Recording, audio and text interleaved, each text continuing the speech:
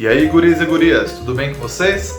Hoje eu bati um papo com o professor Gregory Laureano. A gente falou sobre o trombone popular, ele falou sobre a diferença entre o trombone popular e o erudito, falou sobre as influências dele na música. Então, assiste esse vídeo que tá muito legal.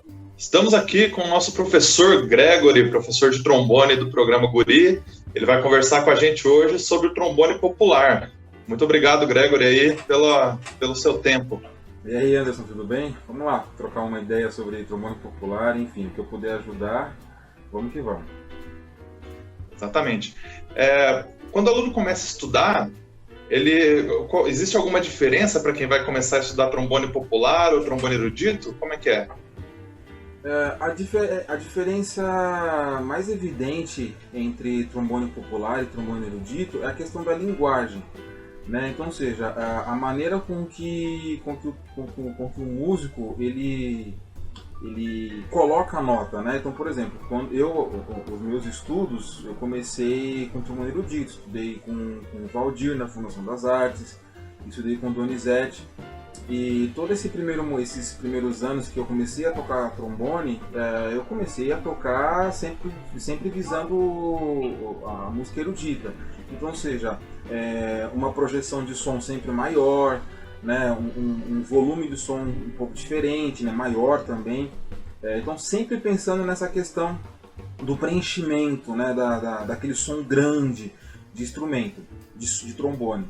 E quando a gente vai para o popular, a gente tira um pouco o pé, né, dessa questão do volume de som, porque a gente sempre prioriza tocar menos em questão de volume de som, em questão até de tamanho da nota. Então, às vezes na partitura tem uma C mínima, se não tem nenhuma articulação, a gente nunca vai tocar essa C mínima inteira, a gente vai encurtar ela um pouco, porque o que a gente está tocando sempre tem a ver com o que um trompetista está fazendo, né, um naipe ou com um saxofone, então sempre está interligado com outras coisas que estão acontecendo quando você está tocando com outros instrumentos. Então a grande diferença é com relação à linguagem, né, que é a maneira de executar as notas, de você ouvir o que está tocando, né?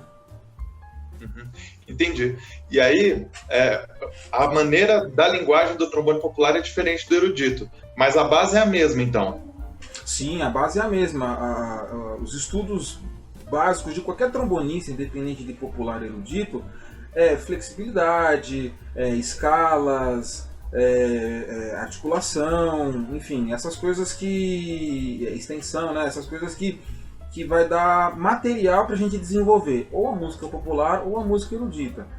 Chega um determinado momento que os estudos começam a ficar bem diferentes. Então, por exemplo, quando a gente fala de música popular, chega um ponto que aí o trombonista vai ter que estudar algumas escalas mais específicas, escala menor, escala harmônica, escala melódica, intervalo, arpejo, né, de acordes, de tríades, tétrades, enfim, tudo que tem a ver com o que ele vai usar para tocar a música popular. Então, ou seja, a gente está falando de improvisação, de leitura de cifra, a gente está falando de um solo escrito, né, que tem uma extensão um pouco maior, aí tem que ter uma linguagem diferente para executar. Se vai tocar música popular brasileira, se vai tocar jazz, enfim. Então começa a ter uma diferença num determinado ponto, que aí tem que realmente focar naquilo que você está fazendo. Hoje em dia é muito difícil você manter os dois estilos em alto padrão, em alto nível, né? Trombone erudito e trombone popular. Há uns anos atrás, quem conseguia manter isso muito bem era o Marsalis, né, o trompetista. Só que ele também chegou a um ponto que ele falou assim, não dá.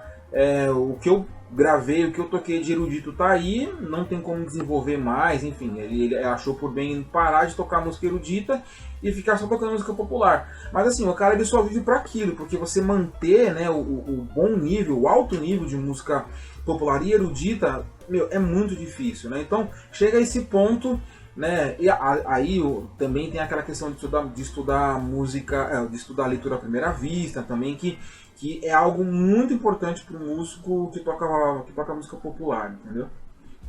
Sim, sim. Aí você citou o Marsalis. Quais foram suas influências, assim? Quais são até hoje as suas influências? O que você escuta? Mano, aí você tocou num ponto muito grande, porque assim, eu gosto de muita gente. Por exemplo, falando um pouco de trombonistas, Eu gosto do irmão do Marsalis, né, o Delfaio. Eu gosto do Wycliffe Gordon, Al Grey, J.J. Johnson, Frank Ruzzolini é um dos meus favoritos. Eu gosto também de quem mais? Músicos brasileiros, do Raul de Souza, o Vitor Santos. Eu gosto muito do Jorginho tocando, além de ser meu amigo, assim, gente de boa pra caramba, toca muito bem. Tem outro músico também, um trombonista brasileiro que toca muito bem, que é o Rafael, né? O Rafael Rocha, se não me engano. Tem o Joab Reis, então, alguns músicos brasileiros. Então, ou seja, esses caras são pessoas que assim, eu ouço de vez em quando, né, que é do meu instrumento, mas eu também gosto de ouvir outros instrumentos. Então, por exemplo, eu gosto do Lee Morgan, trompetista, eu gosto do Nicholas Payton, trompetista, do Terence Blanchard, Daniel D'Alcântara, outro músico brasileiro que eu sou muito fã, o Bruno Velasco também, um trompetista brasileiro da nova geração, também toca muito bem. Sidmar Vieira é outro cara sensacional, que tem que ter um CD dele na estante. Saxofonistas, gosto do Dexter Gordon, Joey Henderson, Cannonball, tem o J.T. Meirelles, que é um saxofonista da antiga. Enfim, eu gosto de escutar muita gente assim. E é muito bom você ter essa escuta ampla, né? Quando você foca só no seu instrumento, você fica muito limitado, né? Quando você abre assim, o seu leque de opções de escuta, você começa a enxergar e a ouvir a música de uma forma diferente. E assim, tem outros milhares de influências minhas até hoje, assim, né? Se a gente for ficar falando aqui, a gente fica uma manhã inteira, quase um dia inteiro. O dia inteiro. E pra gente encerrar, qual dica que você dá para aquele aluno que está começando a estudar, se interessou por música popular? Que dica que você dá para esse aluno? Duas dicas que eu dou, que eu julgo ser muito importantes. A primeira foi essa que eu acabei de falar, né, sobre a escuta, de ouvir bastante e não ouvir só o próprio instrumento. Ouvir outros instrumentos e até outros estilos também. Às vezes o cara ele gosta, vamos supor, ele gosta de jazz, o cara só ouve jazz. Não, ouve jazz, ouve funk, né, aquele funk norte-americano, ouve música popular brasileira, ouve músicas regionais de outros países, ouve também música erudita, porque você sempre vai extrair alguma coisa que você vai colocar na sua execução, que você vai colocar na sua performance, né? Então você ouvir outros instrumentos te abre um leque assim, muito grande de sonoridade, de colocação da nota, de colocação de frase, de afinação, de entendimento daquilo que você está fazendo.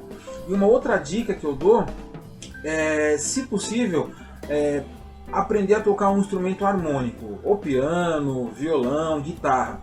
Porque falando da música popular agora especificamente, quando você toca um instrumento harmônico, na hora que você vai sentar num naipe para você tocar, na hora que você vai improvisar, você tem mais recursos, você consegue ouvir diferente aquilo que está soando, né? Então, se você só toca o seu instrumento, você vai ter que ser uma pessoa muito cerebral assim, para improvisar ou para tocar. Você vai ter que tocar o que está na partitura, o que está ali certinho, sem colocar nem pôr nada.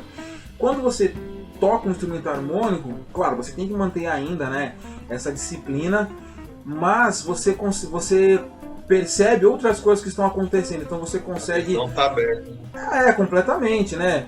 É aquele cara, por exemplo, que toca em orquestra, mas que, por exemplo, quando o naipe de trombones vai tocar, aí tem um naipe de madeiras tocando. Se ele está acostumado a ouvir, ele vai saber timbrar o som dele com o som do clarinete, de um clarone, de uma trompa, ou dos cellos, ou do contrabaixo. Então, ou seja, o músico ele vai saber tocar em qualquer situação. Então é sempre bom a gente ter esse ouvido harmônico bem apurado, né? Porque a gente toca instrumento melódico, então, ou seja, uma nota sempre depois da outra.